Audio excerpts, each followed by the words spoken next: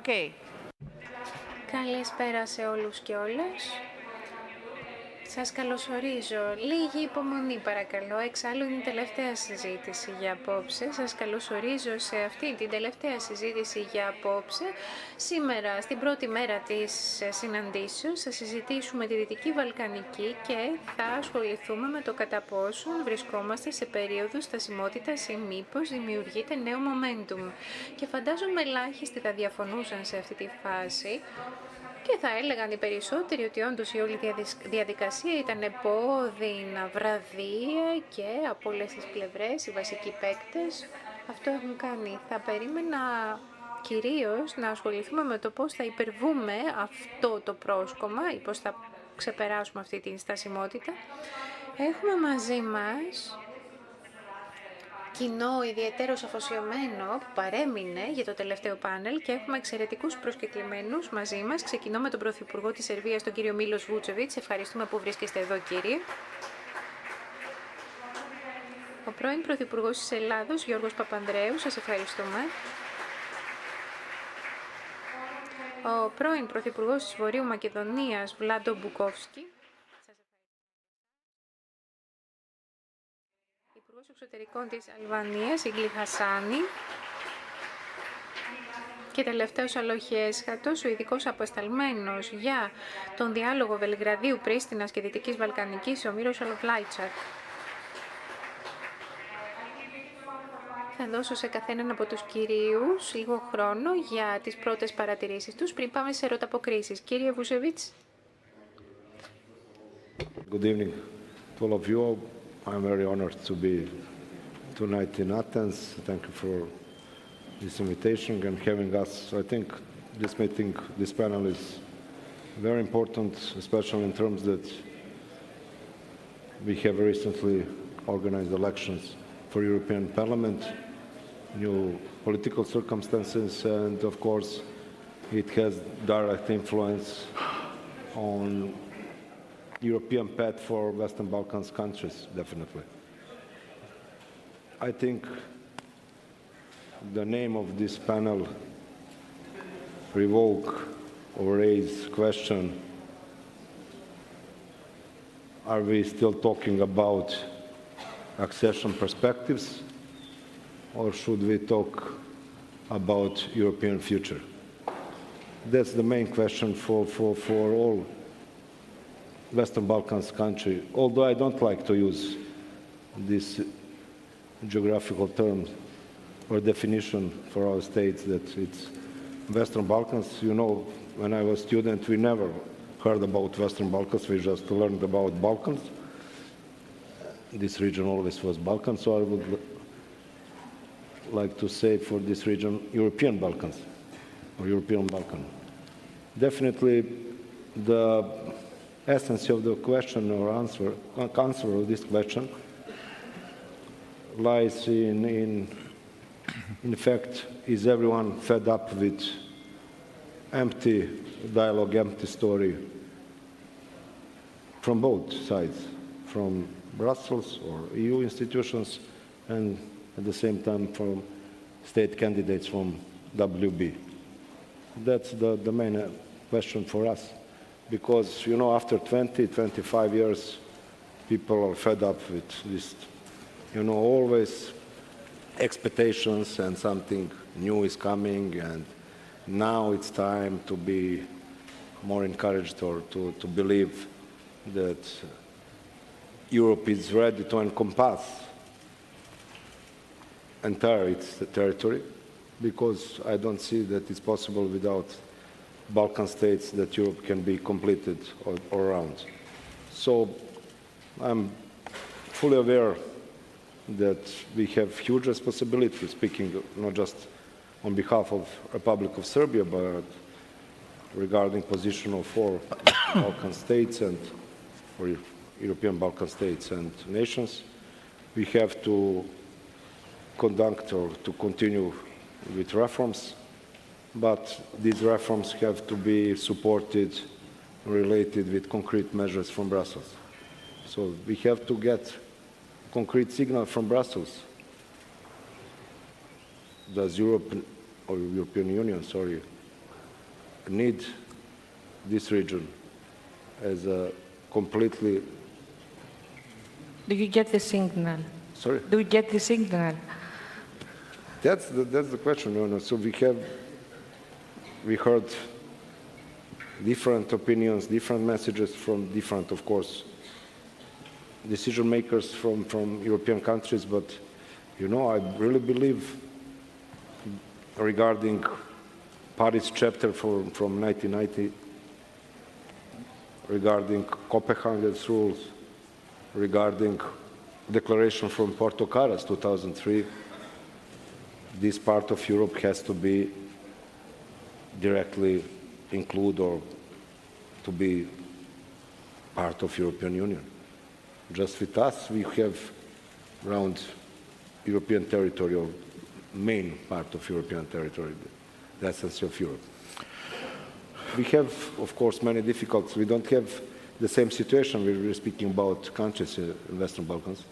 So we have one situation for the Republic of Serbia or Montenegro, a different situation for Bosnia or our neighbors in North Macedonia or Albania. But nevertheless, the Republic of Serbia fully supports European path towards EU for all countries in the region. Mm-hmm. and all nations, because we would like to see the entire region as a part of European Union. At the same time, I would like to emphasize that we are active on different levels when we are speaking of regional cooperation and cooperation, this region, Western Balkans region, with EU. We have established 6 years ago European Union and Western Balkans Conference. We have, and Serbia active participates in Berlin process. We have also Brdo Brijuni process. We have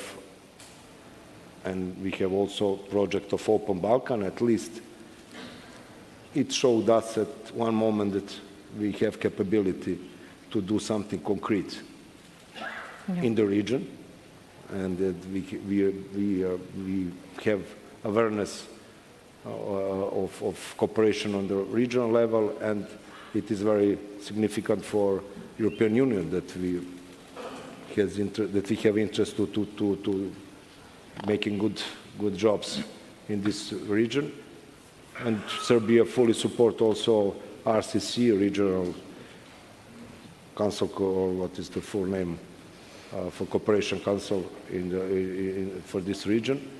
So we are not just some simple participant, we are not just a spectator. We have active role on all these projects that I counted, and that's for us very significant, because we on the concrete measures, or through concrete measures, showing that we are an active player on this room. And I don't want to avoid to mention the most difficult issue for us. It's issue or topic about province Kosovo and Metohija. Mm-hmm. Yep. Very difficult issue, not just for Serbs, but for Albanians as well. Nevertheless, I think that through European integrations, or with European partners and institutions from EU, using their tools, knowledge, experience, we can be closer to reach the reconciliation on the ground. Mm-hmm. That's important. So I can give you another example. So we have our Cypriot brothers. Good example that European Union showed readiness to accept Cypriots with, let's say, open issue, and to help them to resolve this situation. Why we have this different situation or different point of view when we are speaking about WB or Western Balkans, especially about this open issue. So I don't want to bother you with more information. Serbia is ready to continue our European path. That's our national interest, strategic point. We clearly said that many times, and we will continue, And it is not just some of our formal statement. We are committed to continuing this project, and we are not speaking about emotions and I don't know some special relations based on sentiments. We are speaking about interest of all nations and countries in this region. Serbia has national interest to become full member state of EU, and I believe that all Western Balkans countries have. That's Thank you. the Thank you very much. Mr. Papandreou? Καλησπέρα σε όλους. Έχω καταλάβει ότι δεν υπάρχει... Good afternoon, everyone. Καταλάβει ότι... Good afternoon, everyone. I'm under the impression that there's no interpretation from Greek into English.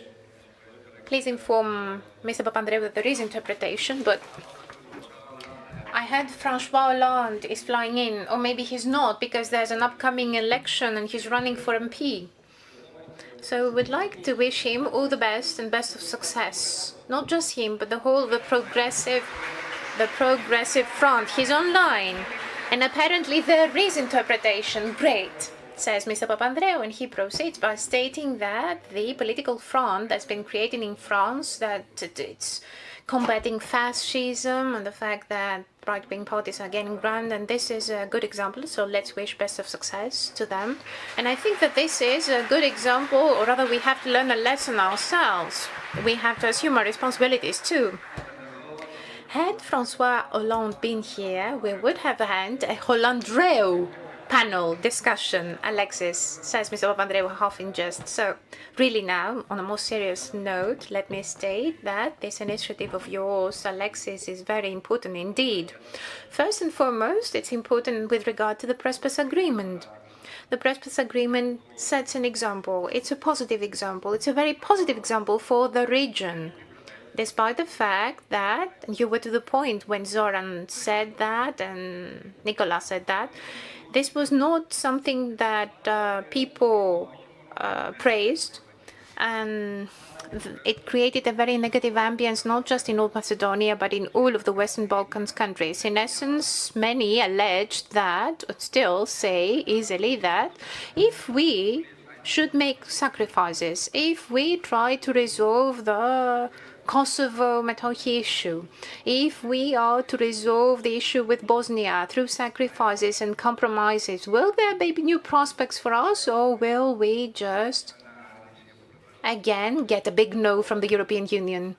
People are wondering about that, and I'm asking this question because back in 2003, when we were holding the presidency of the EU, back then we had the summit in Thessaloniki. Nikos remembers that. We were there working together on the occasion of the Thessaloniki EU summit. We were working together and we had made a decision. And our position, Greece had promoted this position. We were in favor of getting the Western Balkans countries to accede into the EU. It's been over 20 years and we're still here. And I know that there are difficulties and we all understand that in the Western Balkans, but let me turn this question around, if I may. Had there been no Europe, no EU, had there been no Union, European Union, had there not been this entire discussion about acceding to a bigger family, a family of shared values, protecting peace and justice, human rights, democracy, the rule of law, then what would we have done? Would we have starting fighting each other? Would we have just endorsed new nationalist stances and killed off one another in the Balkans? Europe is responsible, the EU is responsible for not progressing, that's true, and for not having the Western Balkans join just yet. But quite often, even here, it's quite easy to start the blame game and blame others. People quite often tend to say Europe is not moving forward, so we're not moving forward, or maybe Europe is to blame, and that's why we got all our problems ourselves. They are to blame. It's high time, I think, that the Balkans people follow exactly what Rigas Ferreos had suggested. We, the people of the Balkans, have to take our fate into our own two hands.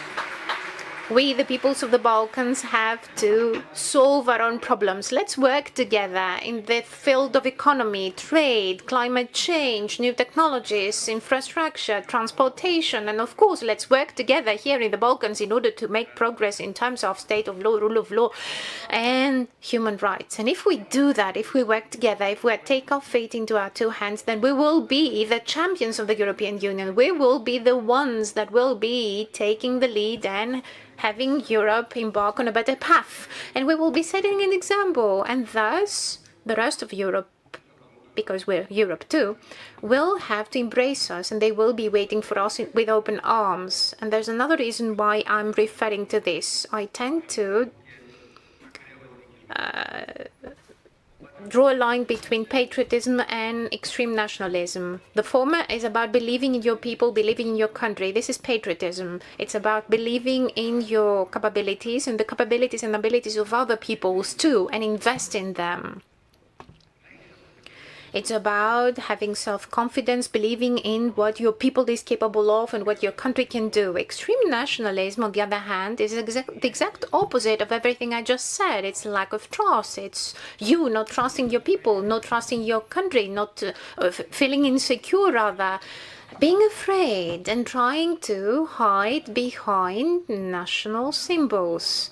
It's about being fearful of your next door neighbor, not trusting your next door neighbor, undermining trust, undercutting your neighbor, and allowing autocratic leaders to evolve.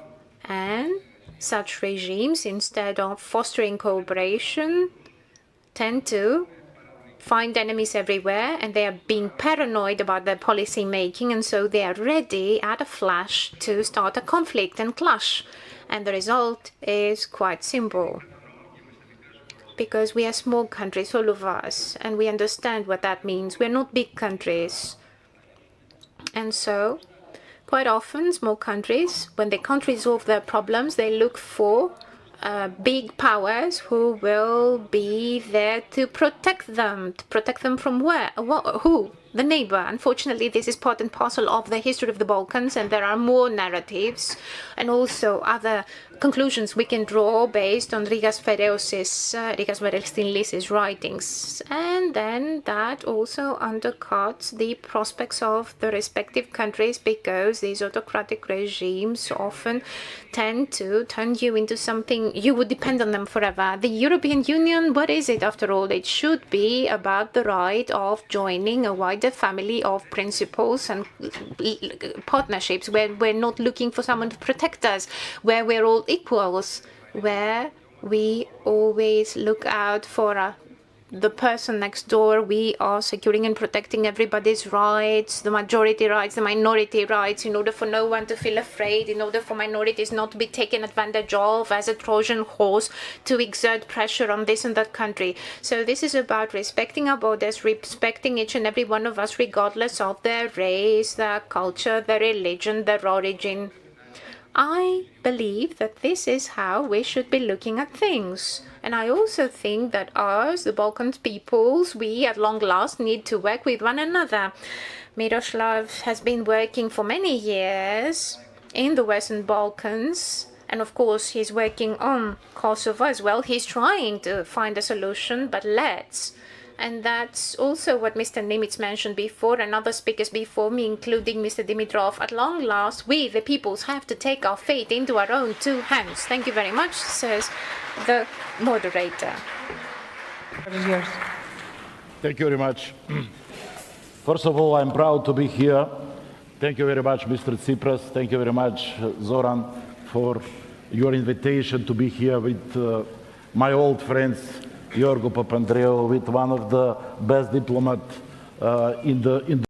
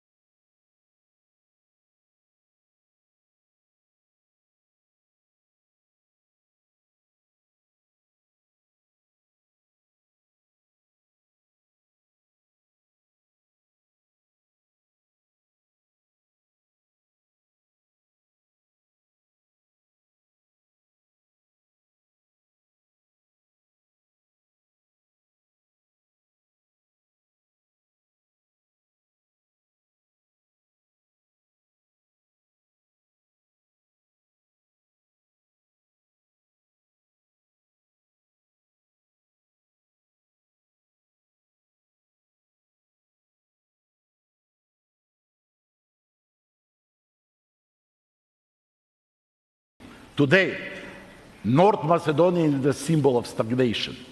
We were starting our process, accession process, in the period of 2001. You Minister answered the Jorgo panel. Papandreou was one of the most powerful supporters of our intention to prevent war crisis in North Macedonia, because destabilization of Macedonia after crisis in Kosovo was potential disaster for Europe, not only for Western Balkan. After that, you know our story. We are trying with Ohrid Framework Agreement to be positive example, not only for Western Balkan country, for all Europe, to promote 4 years after war conflict, leader in the Western Balkan country, to be with candidate membership status for EU at 2005. It's miracle. It's definitely miracle for the region. And our positive experience to build multi-ethnic society, multi-confessional society, was a model, and probably legendary Ahtisaari, promoting Macedonian model, disseminating our Macedonian model, how to build functional multi-ethnic society in the region. And what was the result of our efforts? In 2006, change of the government, new government provoked Greece, Gruevski government provoked Greece, and Macedonia, North Macedonia, was 11 years isolated. Zoran Zaev, like a prime minister, together with Alexis Tsipras, made a historical step forward, encouraged all the other countries to lead example of North Macedonia and Greece. Especially for us was very important to encourage our neighbor Serbia to find finally solution for Kosovo. And now I am trying to be positive, but when I saw in your question building new momentum, it's too much for North Macedonia, new momentum. It's too much. New momentum for North Macedonia is the other problem with Bulgaria. You must help us to be part of European Union as soon as possible, because we were suffering too many years, more than 20 years. And we would like to help with our positive experience, to help our brothers from Serbia, our brothers from Kosovo, because huge minority in our country is part of stability of Macedonia, North Macedonia, like a future member of EU. And will be very important, it's very important to see what means new momentum for Western Balkan. Serbia problem with Kosovo.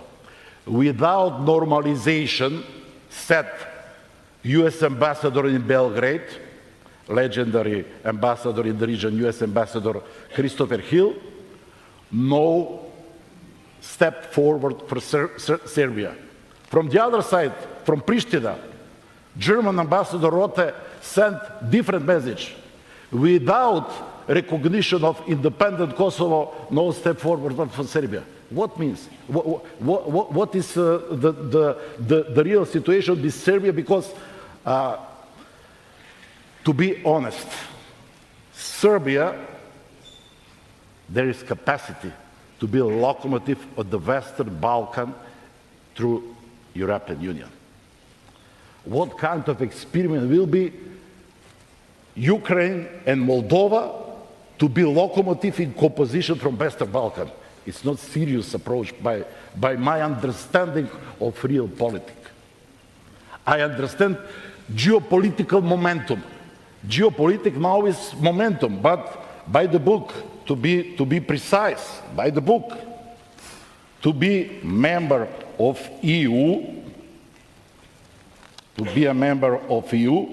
we know that accession process is based of merit system. What is now predominant system?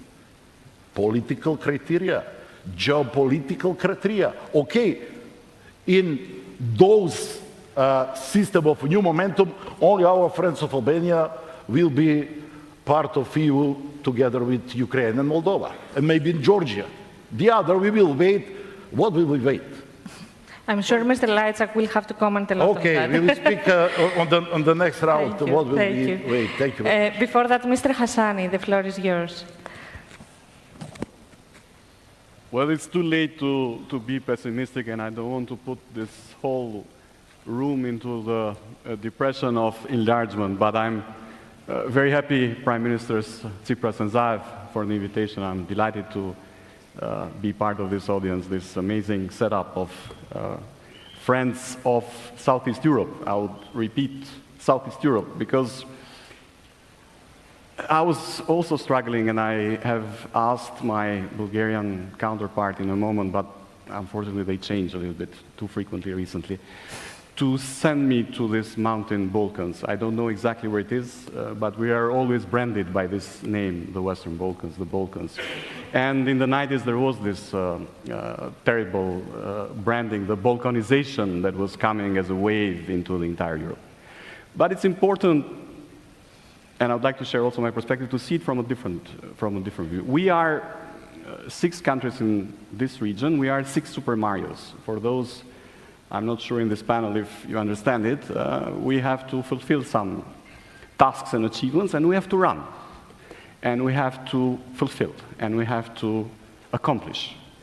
And when it comes to the dichotomy between stagnation and momentum, I don't want to enter into the philosophical explanations of the words, but I think it depends on where we see our region. If we see our region 15 years ago, 20 years ago, 25 years ago, 30 years ago, we see how much our entire region has moved forward, has developed, has changed, has become a much better place for the people that live.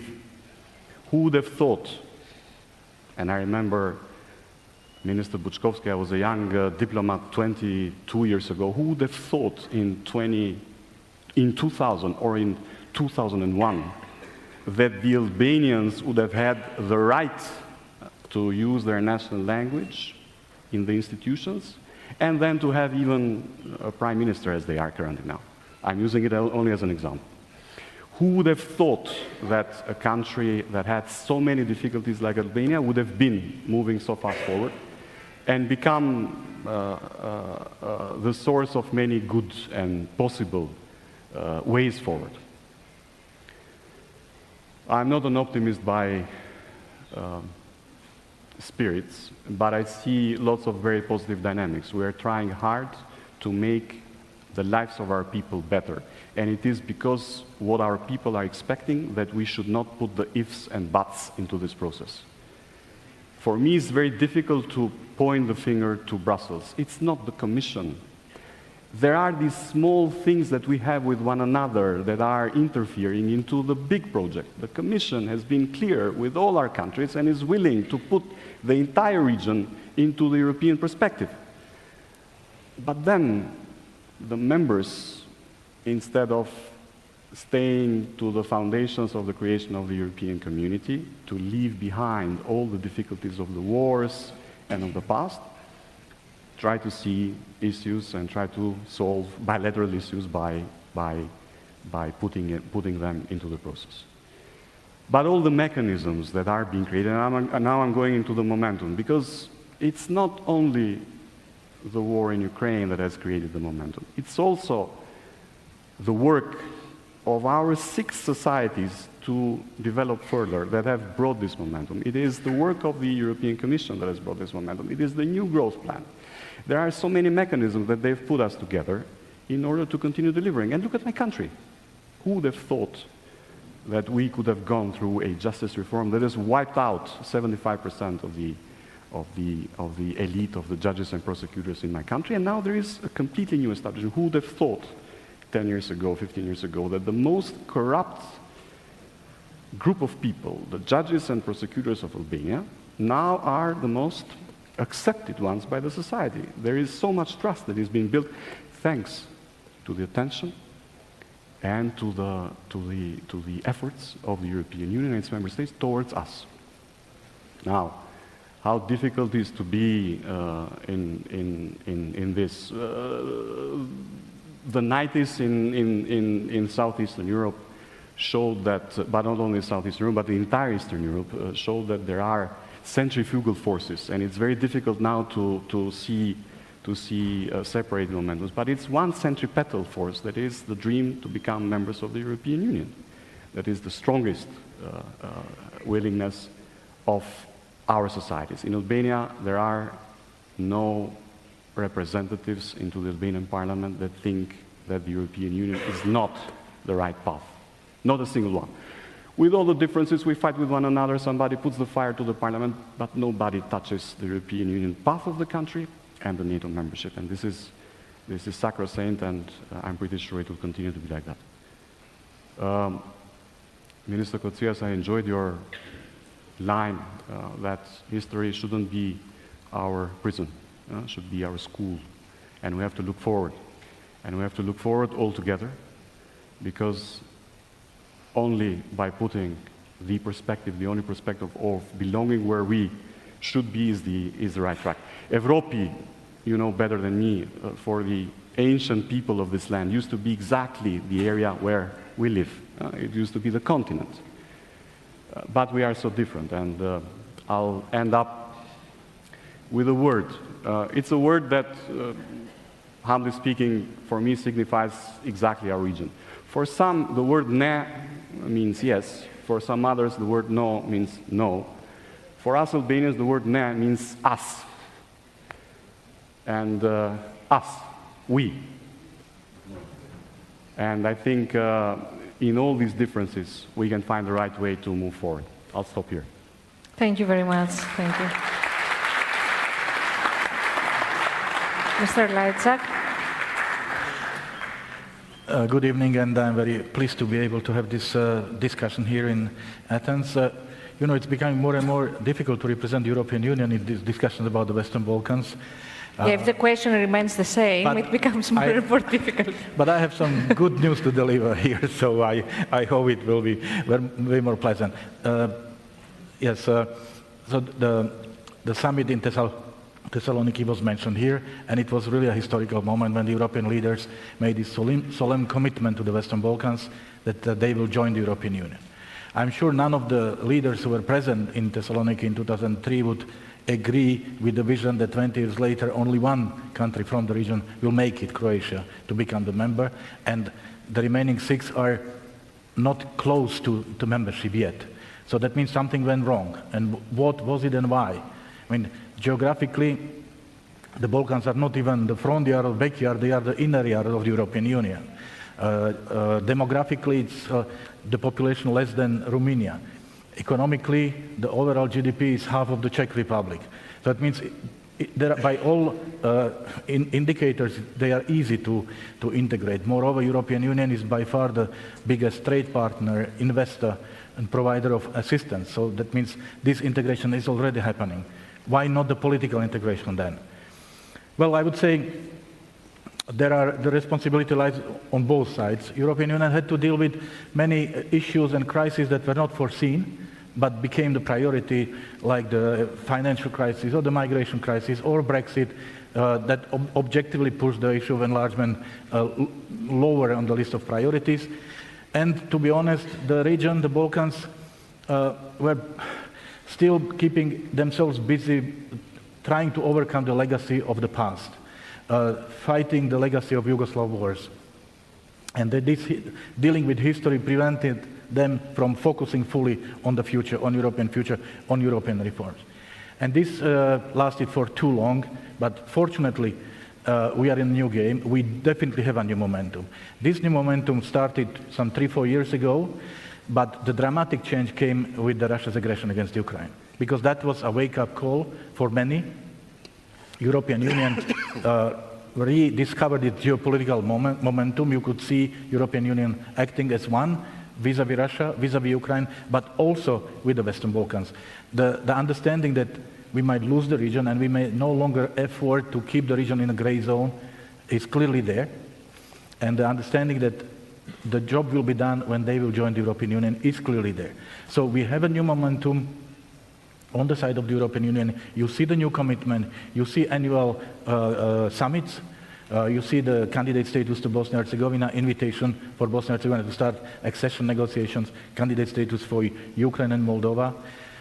European Union is undertaking practical steps to be able to function in wider context. The growth plan was mentioned as a concrete instrument. We speak about 6 billion euro, which are meant to bring the Western Balkans closer to the common market, but they are dependent on European reforms.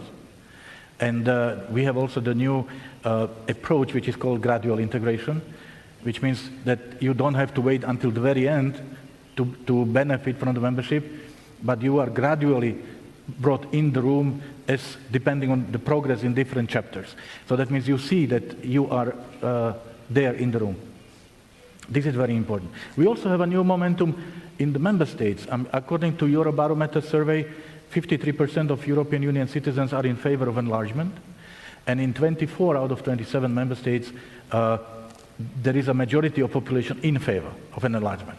So this is also very important. I'm not saying everything will be easy and rosy. There are serious issues and questions that need to be addressed. Of course, to make sure that European values will be equally respected as they are respected now. Our ability to deliver decisions, with 27 is not easy. With 30 plus, how to make sure that this decision will be there. Where do we find, of course, the budget to cover all the needs and cohesion funds? And of course, how to address the issue of bilateralization of accession negotiation process. But once you have a political commitment, then all these issues are much easier to resolve. Mm-hmm. However, I have to say that this wake-up call that happened on the side of the European Union is not yet happening in the Western Balkans. And I have been dealing with the region for more than 25 years now, and this is probably the first time I see European Union more enthusiastic about enlargement than the Western Balkans. More ready for the Balkans than Balkans for the European Union.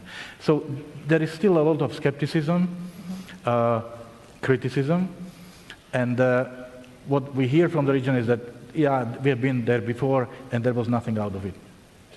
Honestly, the understanding in Brussels is that the next European Commission will have two priorities, security and enlargement. So it is there.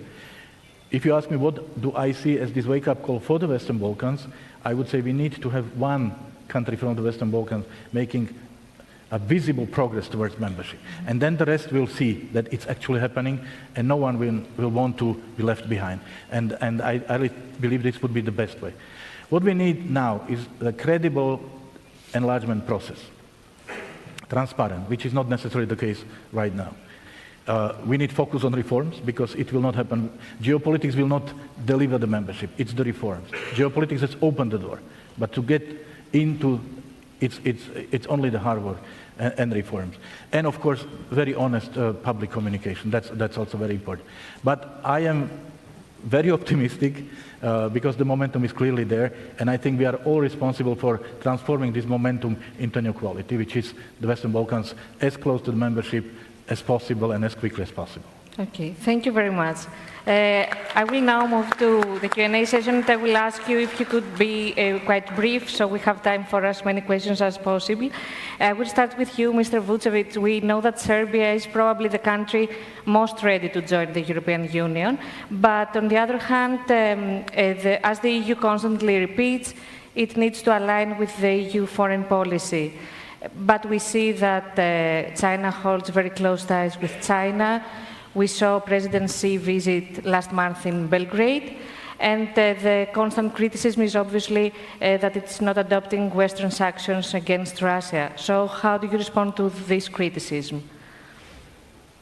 If you allow me, I would just like to underline, with any intention to argue with other interlocutors, when we speak about WB, we can only speak about 5 states and 1 province in terms of international law. If we are allowed to speak about 6 states, we are precluding final agreement or solution. So, in terms of United Nations chapter, I have to underline this fact. Regarding your question about our relations, Serbian relations with People's Republic of China, you know, I would like to remind all of us that one day before, President Xi visited Belgrade. And we are very proud of that. I don't have any problem with that. No, President Xi went to Paris and met with Macron, President of France, and Madame Ursula von der Leyen. And nobody complained about this. Day after his visit in Belgrade, President Xi went to Budapest. Hungary is member of EU and NATO. There was a lot of complaint about that. Oh, please. really? But I cannot accept that for, let's say, for example, for Germans it's okay to make business for China, but it's forbidden for Serbia. I don't like to see these double approaches or standards. So we take care about our national interests, we take care about, Serbia takes care about our economy, and we will continue with our cooperation with People's Republic of China. Of course, we are ready through European path to harmonize our foreign policy and security. And just to underline also this fact, obviously, that Chapter 35, or matter of foreign policy and security, is now a new political credo of EU. It's the most important issue. Now it's the most important issue, more than other parts of reforms, which I don't want to underestimate it, nevertheless. So I think if it is good for France or for European Union to cooperate with China, I assume it is good also for the Republic of Serbia. What about Russia? But regarding, you mentioned also sanctions against Russian Federation. We don't believe in Serbia in politics or policy of sanctions, because we survived sanctions during the 90s, just to remind you. We were exposed to sanctions during the 90s, and I can witness that only common people suffered, not regimes. And I don't want to go further what are the results of sanctions against Russian Federation, because we don't see concrete results on the battlefield. We don't see concrete results on the battlefield. At this moment, Serbia depends on Russian national gas and oil. So if we impose sanctions against Russia, we will hit just our economy, not their economy. And don't forget, our specific position, all interlocutors mentioned that, about Kosovo issue, Kosovo Metohija issue. We have specific position, and we have to carry out our relations with Russian Federation and People's Republic of China regarding their votes in Security Council, United Nations, regarding Kosovo issue. So don't forget that. Don't forget that. And to repeat and remind all of us, Serbia votes for all resolutions that supported and underline recognition of territorial integrity and sovereignty of Ukraine. We don't have any problem with Ukraine. They're our friends. They didn't recognize so-called Kosovo. So we don't have any problem with Ukraine. We just ask if all of you speaking about territorial integrity and sovereignty of Ukraine. What is the problem when we from Serbia say the same question or issue? How it is possible that when we are speaking about one country, matter of territorial integrity is the most important question. When you are mentioning Serbia and Kosovo, oh no, don't mention this. Look in the future. This is another, it's sui generis case, you know, it's something different. You know, that is Pandora box. Because listen what Putin said a few days ago. Now Putin used Kosovo as argument, as his adjunct. And we are speaking about rule of law. And we are speaking about international cooperation and I don't know, good neighborly relations. And we show that good, excellent showcase is Open Balkan. It has been excellent case. And we are ready. I spoke with Mr. Lajčak tonight, before this meeting, and thank you to him for his time. Now we have ahead of us, speaking about entire WB, we have growth plan. We have now something which brings concrete measures and instruments to measuring forward, or how to say, our progress in upcoming period, related with new methodology of accession since 2021. That's a good example to show who is ready to become full member state of EU and allow us to have the at least same approach or equal approach as other countries have. I think it's fair for us, from our side, to request that. And I mentioned the example of Cyprus, our brothers. It's a good example. It is possible. And we have now information, and Mr. Lajčak repeated that, about Ukraine. We can extend to Georgia, to Moldova. All these countries have some disputed issues, allow me to say on this way. But only for Serbia, you have a problem with this or that. You know, without Serbia, you cannot encompass North Macedonia and Albania will say the same. Entire Balkan. That's true. And I think it's national interest of North Macedonia, it is national interest of Greece, I think it is national interest of Albania as well, Bosnia, Montenegro, all countries. And we have a national interest to see progress of North Macedonia or Albania. We don't have any problem with that. And I would like also to express our thankful to statement of that part of his speech, Mr. Papandreou, what he said, and it was always forbidden, unfortunately, that Balkans should belong to Balkans people. Mm-hmm. I'm pretty sure that we will arrange better results or to launch better results if we have chance to speak directly. Thank you very much. It may be not something what is nice to hear Mr. Lajčak, but it's true. Thank you for that, Mr. Papandreou.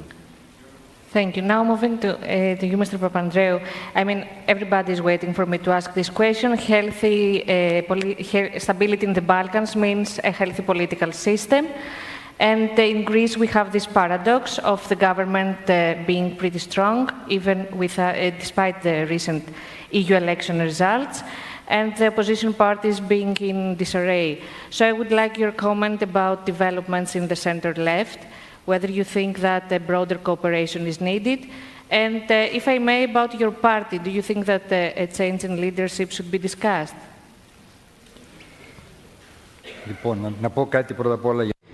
Well, allow me to say a few things about China before embarking upon the other issues. There shouldn't be any problem for all countries, even for Greece, to have contacts with other powers, such as China. I just believe that we should have a more unified European policy. This is what we need, whether this is China, Gaza, or other major issues of foreign policy. Because we need to have contacts, and I believe that Europe has an important role to play. There is international competition. We see the tension between US and China. My friend Mats Nimitz is here and he knows it very well. We have problems with China. When we talk about China, we talk about the issue of human rights, we talk about the issue of copyright, we talk about the problem of trade terms and state aid, which undermines our own competitiveness. But at the same time, there are issues where we can collaborate, we can work together, and I think we should put the weight on that. The issue of climate change. Humanity will go nowhere if we don't tackle this climate change issue. The issue of technology and AI. If there is competition between US and China, mostly, because Europe has not advanced that much, too bad, but anyway, if we do not have this collaboration, we will embark upon a very catastrophic period with unforeseen consequences, because we don't know where AI will reach, especially when related to military expenditure and military technology.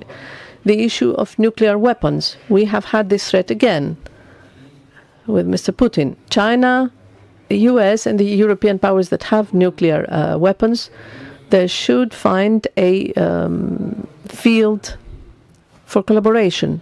Humanitarian issues, China and Europe could play a role there, and Europe could play a role if it were active on this project, Belt and Road project, the modern Belt and Road project, by setting its priorities, etc. I'm saying this because Europe, and I'm very happy that Mr. Lajčak is more positive about the Western Balkans prospect. And I believe that this is related to the geopolitical developments, especially Ukraine, where the Europeans see that if we do not work together, if we don't unite ourselves, not just the integrity of our countries, but our ideas and our values, our democracy might be undermined. I'm saying this to answer to the question you raised. Indeed, stability in the Balkans and in Europe is based on these values. It is based on the rule of law, which unfortunately is being undermined even in Greece by the government. It is based on democratic values and human rights, on the protection of minorities. If these principles are consolidated and respected, we will avoid conflicts.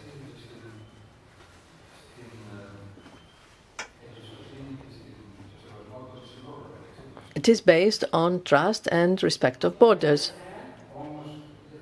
I will reach this point about the left. What are the powers that can protect these values in Europe?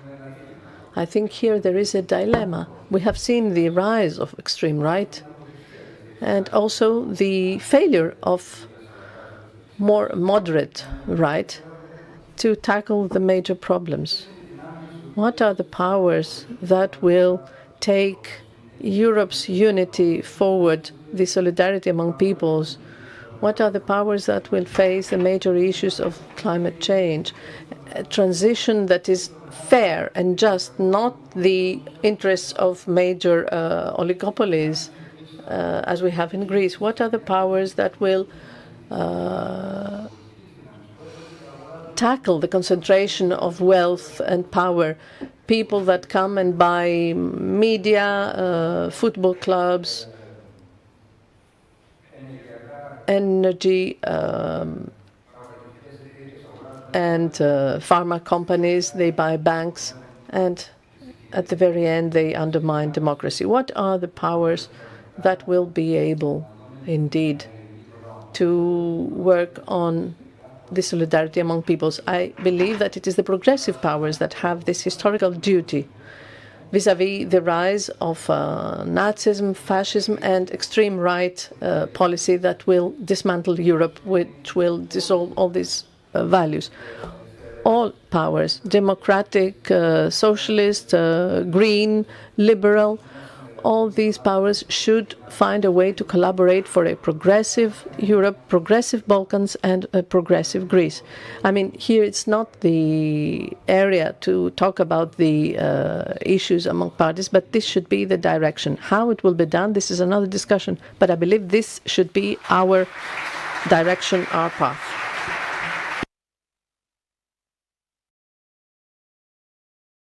A new government, the VMRO-led government in North Macedonia, is formed these days. So they had quite an adventurous start, especially with the relationships with Greece. What is your message to them and the EU? Message to our new Prime Minister. I will repeat part of message who sent former Prime Minister Zaev. Very friendly and very honest message to our Prime Minister. To be very careful, very, very careful, because we are now in the middle of confidence-building measures with Greece. Greece is very important for our future.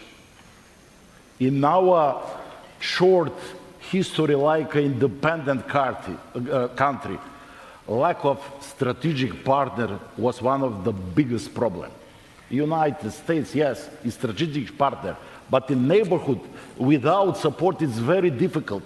In the period when North Macedonia would like to be, repeat once again, model for multi-ethnic, multicultural society, to help our neighbors from Serbia as soon as possible to normalize relations with Pristina, to help us, to help whole region, to be before Moldova and Ukraine.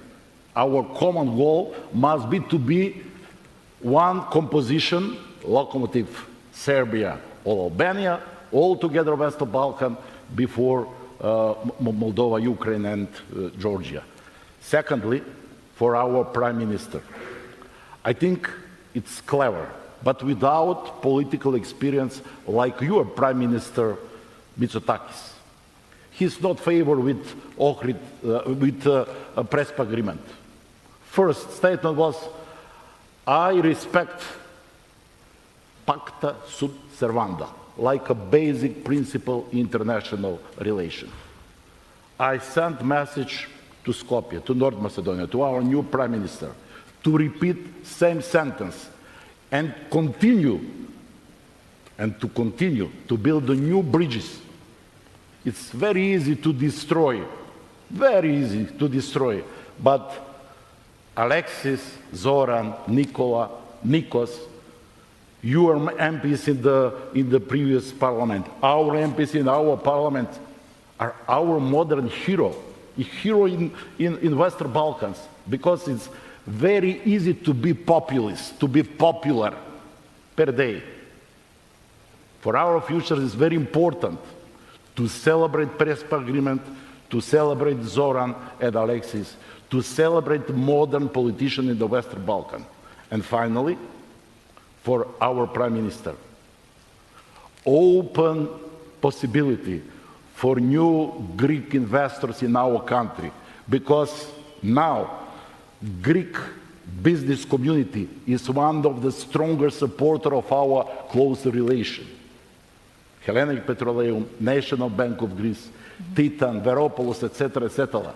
Now continue negotiation with Mytilianos and the other companies from Greece to be investors in our country. It's very important, not only for daily politics, it's very important the future of North Macedonia and Western Balkan. Thank you. Mr. Hassani, sorry, I'm moving. I just say that I agree very much with Mr. Buskovsky, because when I was Prime Minister, I met 10 times, and during the crisis with Mr. Gruevski, and nothing was moving. So I also have to say that we need to support what both Zoran and Alexis did, very important for Greece, and it's an historic, and of course, Matt, you too. It is a strategic relationship, and I'm very sorry that this government today, even though they have not the rhetoric against North Macedonia and so on, it's very bad that they left things to just be passive. And when you don't nurture and when you don't build this relationship, it can go wrong. And that's what this government and also our national interest, we have to tell all the people that are fighting against this agreement that our national interest is to keep this agreement alive. Thank you. Mr. Hassani, I mean, the rights I'm moving very fast because I have very little time. The rights of the Greek minority in Albania have always been a point of rift, and the main point of rift now is the Baleri case. How do you plan to proceed now that he's an elected MEP? And if you think this issue is going to affect the Albanian succession process? I'm sorry that I have to disagree with you. The rights of the Greek minority in Albania has never been a point of thrift. Certain politicians have used it. And the relationship between Albania and Greece will not be dependent on one name. Never. And I'm not using the gadget for any simple reason, but I'm enjoying to listen all the speeches in Greek. And the relationship between our two countries are so intense and so interconnected that nobody with an Ottoman name will block us on anything. Saying that, there is one major element that I was talking about, and it is the set of reforms that my country has been taking and going through, and the most important is the justice reform. It's the most important reform that we have had since our independence from the Ottoman Empire. It's the most important reform that we have had from 1912 up until today. And we will continue to support all the initiatives that will make Albania more progressive into that direction. Now I'd like to mention something about the elections. There are several elections that we people in the WB6 are waiting for, and we have started to create our own scenarios. There were elections in the European Union, and everybody is waiting for the configuration of the new commission, including the successor of my dear friend Miro Lajčak, the US elections in November, and who's going to be the new president, but also elections in our countries. We went through many elections, including those in North Macedonia a few weeks ago. There is a stall, a stagnation. Everybody is waiting, but we are losing 1 year. We are losing the whole 2024 by waiting because somebody else will come and will solve our issues. No, we have to solve our own issues ourselves. We have to look at our perspectives ourselves, and we have to develop our future ourselves without ifs and buts, as I said at the beginning, without ifs and buts, because it is only through the European Union that we will not go back into history, because we are also enjoying the relativization of what is happening, the revisionism of what has been going on into our region, and we see how much malign influence is the Russian Federation or China bringing also to our region, because we are fragile democracies. We are countries with our best guess 33 years of developing democracies based on the rule of law and free market economies, but this is still a concept. And without a clear path on reforms and without pulling out names, individual names of persons, we will not succeed. Good luck to those that were elected into the parliament. I would guess if you know all the names of the members of the European Parliament one by one, but I'll stop there. Okay, thank you.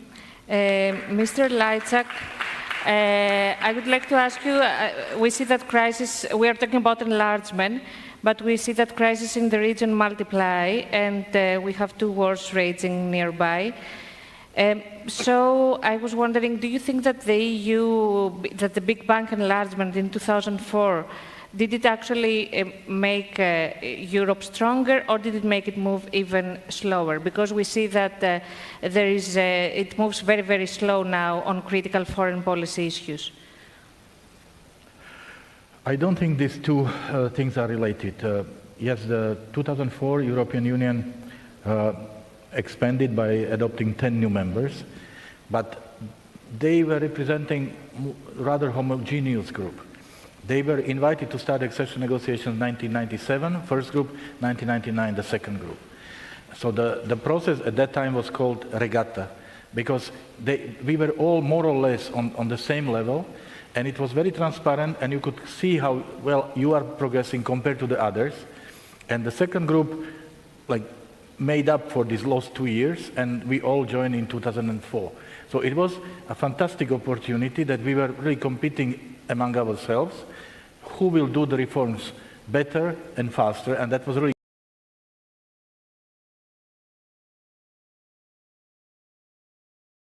Union for the enlargement, and this Big Bang enlargement is seen as a big success.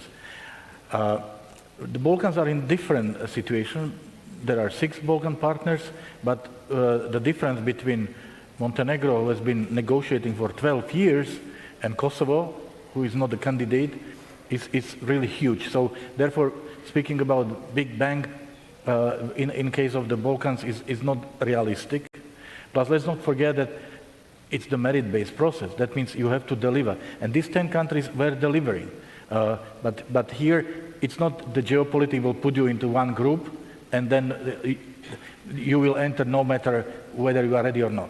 So that means, as I said, geopolitics has created this new window of opportunity, this new momentum, but it's the hard work, it's the reforms that will decide who will make it and become a member. The issue of decision-making is a separate, very complex issue, because the fact is that, yes, European Union delivers most of the decisions in foreign policy and security policy based on consensus. The philosophy is to make sure that once we agree, every member state can subscribe to this decision and can support it. But in these difficult times, it's clear that sometimes it takes too long for us, and also sometimes it's easy to have only one member state who will not be part of the consensus, and we are paralyzed. So the issue of decision-making is a legitimate issue, and the issue of the qualified majority vote is as sensitive and difficult as it is on the table. Yes, and when it comes to the Balkans, of course, there is a legitimate question that with the Balkans in the EU, will it make it easier or more difficult for us to make decisions as the European Union? So therefore, of course, the region needs to prove that with them it will not be more difficult. And of course, the best way how to prove it would be through regional cooperation. We would like to see the 6 working closely together, being able to agree on things, because that would really show that if you can function among the 6, then you can also function among the 30 plus. Thank you. I don't have time for another round of questions, but I will ask you all for a very brief answer to one question. I mean, the organizers plan to turn it into an annual event. So if we meet this time next year, do you think that there will be any progress regarding Western Balkans enlargement? And I will start the other way around. Mr. Lajčak? What do you mean by progress? I do believe that a year from now we will see significant progress. We will not have a new member, but I do see that it will be a lot of difference compared to this year in the region. Mr. Hassani?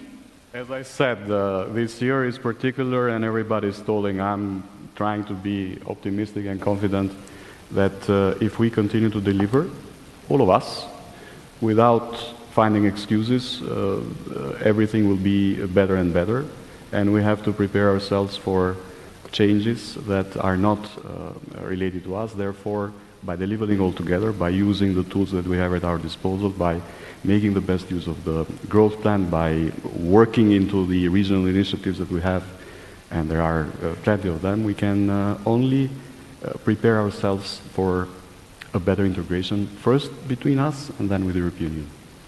Thank you. Mr. Buczkowski? I would like to believe that next Commission, European Commission, will be Commission for enlargement, but be careful about that, to see what will happen in France in the end of June, and we will speak about that next year in the next occasion with our Zoran and Alexis. Thank you. Mr. Papandreou? I will say it in English. I believe there is a momentum because of geopolitical reasons, as has been said. Maybe that's not the best reason, but it is there. There is a momentum, an understanding that we need to bring in the Western Balkans, plus the other three that have been promised the prospect of becoming part of this European family. It will, of course, depend a lot on what the Commission will be looking like.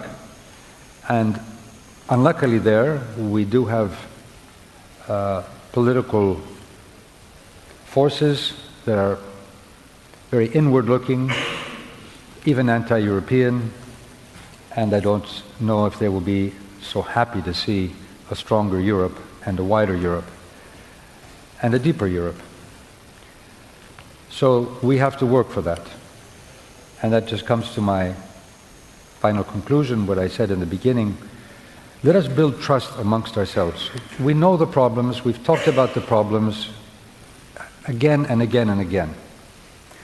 And I think Greece should play this role, but we should all work together to see how we can solve these problems and show that we in the Balkans have the maturity to make changes for the benefit of our people and for the benefit of our region. Then I think the doors of Europe cannot be closed. So I think that is the message we need to take after this discussion. Thank you. Thank you. And Mr. Vučević? Above everything, we have to preserve, keep peace and stability and good neighborly relations that are preconditions for any success. So if we are